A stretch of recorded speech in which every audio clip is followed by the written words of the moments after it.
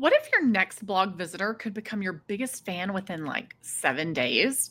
The secret isn't more traffic, it's what happens after they subscribe.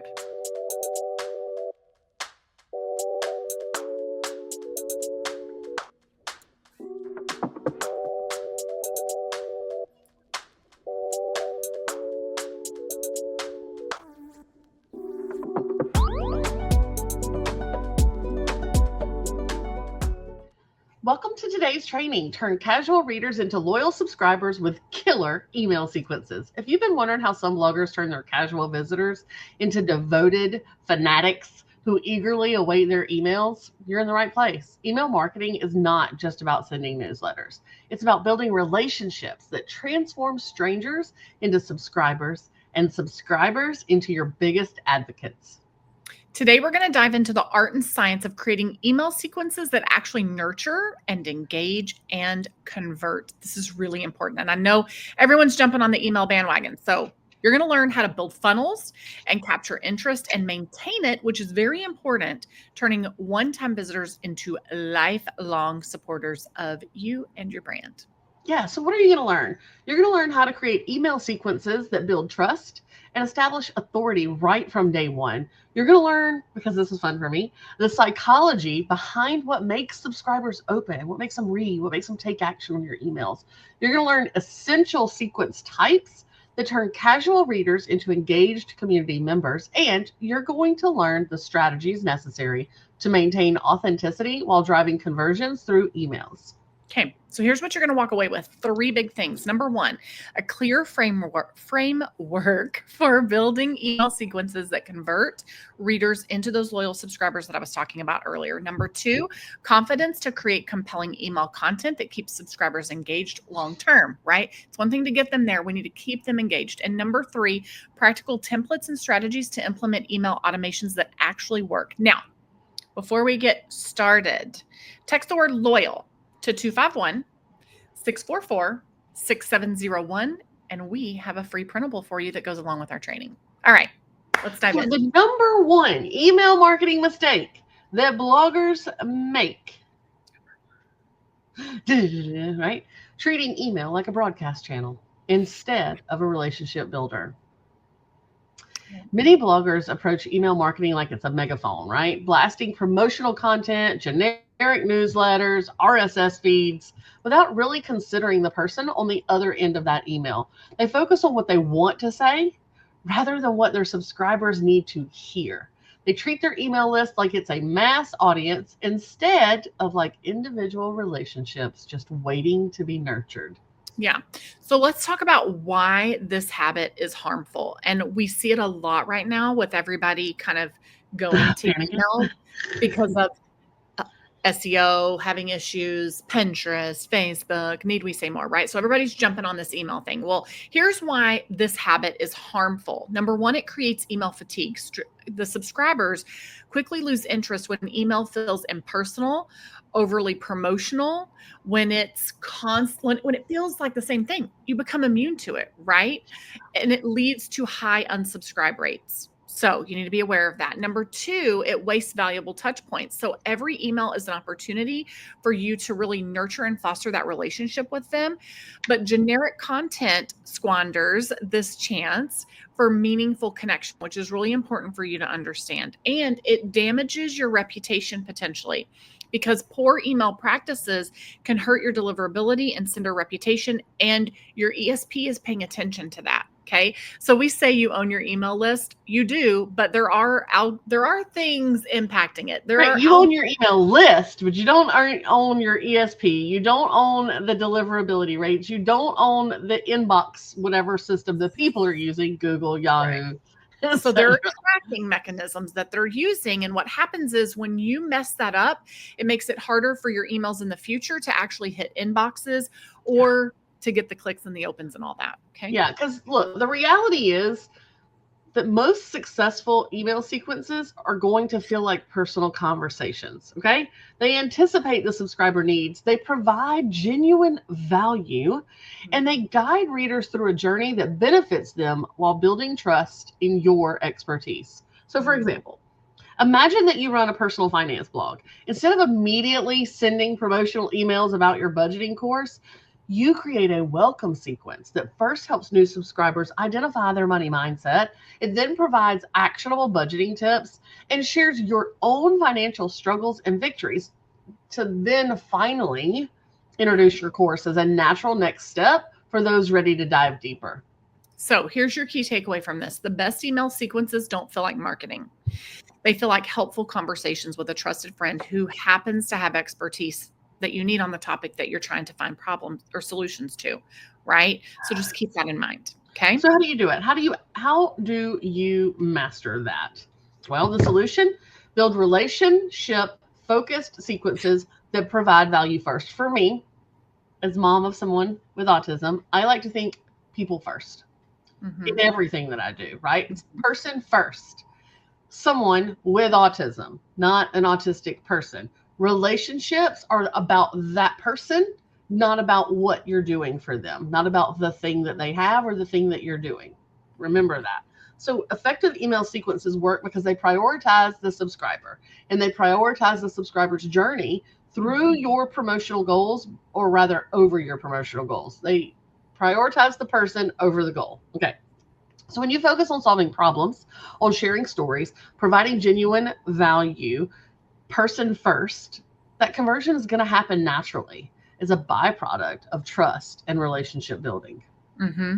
So I'm a huge fan of funnels. When we coach people, email sequences, when we coach people, I really hone in on this. It's one thing to send broadcasts, but these sequences or funnels really need to be in place. So here are some of the core elements that every sequence needs. Number one, it needs a clear promise. So what is the subscriber going to get out of opening this series? And you don't have to tell them this is a series, right? You know it's a series. They just know it's more solutions. Okay. So you need to be giving them value, transformation, problem solving to their struggle. Number two, there needs to be a connection point. And this is what Kelly's talking about with that human touch. Okay. So is that a story? Is that a level of vulnerability? Is it behind the scenes insight? What is it that makes them feel connected to you? Like you really are a mom with a bunch of kids who struggled for years to put dinner on the table at a decent hour before 9 p.m. And now you're making it happen. And now I'm going to help you make it happen. Okay. Right. Number three, value delivery.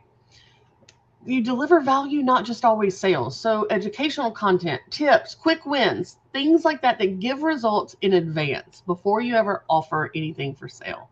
Number four, social proof. Testimony, community stories, and authority and authority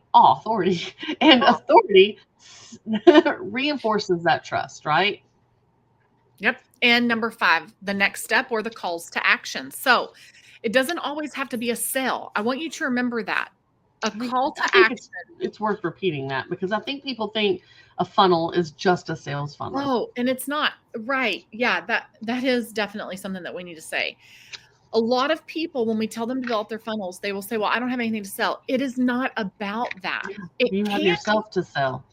Right. So it doesn't always have to be a product of yours or a product of someone else's that you're trying to sell. It could just be reading a blog post.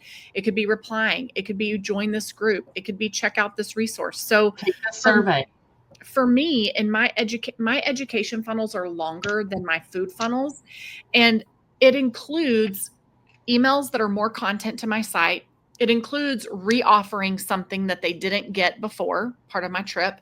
And it includes other freebies that I have for them. So just be aware of that. Like it's not always about selling. Okay, tell them the last thing. And number six, consistency in timing and tone. Predictable rhythm and voice so that subscribers know what to expect, and then it builds that trust. Like no trust. Yep. So final email sequence challenge. This week, we want you to start building your first strategic email sequence or funnel. We call them funnels most frequently. So you need to choose your focus. So decide what your goal is, number one. Number two, you need to outline your journey. So map out 5 to 7 emails, or it really could be 3 to 5. Okay. That take subscribers from introduction to transformation. That's really important. Number 3, write email 1, creating your opening email with a compelling subject line and a valuable concept. That's really important to hook them and to get them. And number 4, plan your stories. Identify 2 to 3 personal stories that could enhance your sequence and make it more relatable, or map out the content from your site that tells those. We don't do a lot of storytelling in our blog posts, but that helps them go through that transformation, Right. right? So, like, let's say your story is that you really struggled Dinner on the table. to get dinner on the table after a busy Wednesday because you had school and then karate and then church, right? Mm-hmm. That's your personal story. So what you're sending them to in your email, but I perfected this weeknight menu plan, right? Go get it here, basically. You're sending them to that in your blog post, or here's 6 ways to get dinner on the table when you're not even home, or something of that nature, blog post that you've created. So that's how you take your personal story and enhance and lead it to your content. So before we get into, I have a few reflection questions for you. And before we get into that, I now don't remember what I was going to tell you because it is not here, but I was thinking of it when Crystal was talking. It's not on my notes. So what was it? Oh, make sure and come back next week. Next week, we are talking about the 7 email funnels that every blogger needs to have. So don't get caught up in, well, I don't know what to write. Come back next week. We'll tell you exactly what to write. Okay? Yep. So reflection questions. Number 1, what transformation do I want subscribers to experience through this sequence? We want them to go from overwhelmed, right, to not. I don't know what's the opposite. I don't want to be underwhelmed. We want them to go from hungry to fed. Number 2, how can I provide value in every single email while still building toward a deeper relationship? Yeah. And number 3, what stories from my own journey will help my subscribers to see what is possible? This is where they are and what's possible. If you're feeling overwhelmed, start with just one sequence. Okay. We know that you're not going to build all the sequences or funnels out in a week. Okay. Focus on making new subscribers feel valued and excited about being part of your community. So you may start with a topic right now that's popular for this season, right? Going into fall. Once that's working, then you can layer in additional funnels and build out some of the evergreen content funnels and some of the other seasonal funnels, right? Yeah. Remember, email sequences are not about perfect copywriting or complex funnels or sales. They're about consistent, valuable communication that builds over time. When you focus on serving your subscribers first, people first, everything else follows naturally. Yep, so true. Remember, your email isn't just a marketing tool. It's a community of people who chose to hear from you. Honor that choice by creating sequences that genuinely improve their lives while building the loyal audience that your blog deserves, right? The people that want to keep hearing what you have to say. So don't forget, grab your printable. You want to text the word loyal to 251-644-6701. What happens if you text the word loyal to that number and you don't get your printable? That means that you've either D&D'd us or something is going on. D&D is do not disturb. So to fix that, text the word start and only the word start, count to 10, and then text the word loyal and only the word loyal. If you add more words, then it doesn't trigger the automation. Okay. So, and then that should get you back into the cycle of getting our stuff, and then don't D&D us, because that messes it up. All right. Okay. Don't forget, you've got this. You don't have to overcomplicate this. You don't have to make this harder than it needs to be. Don't overthink it. Just do it. Okay.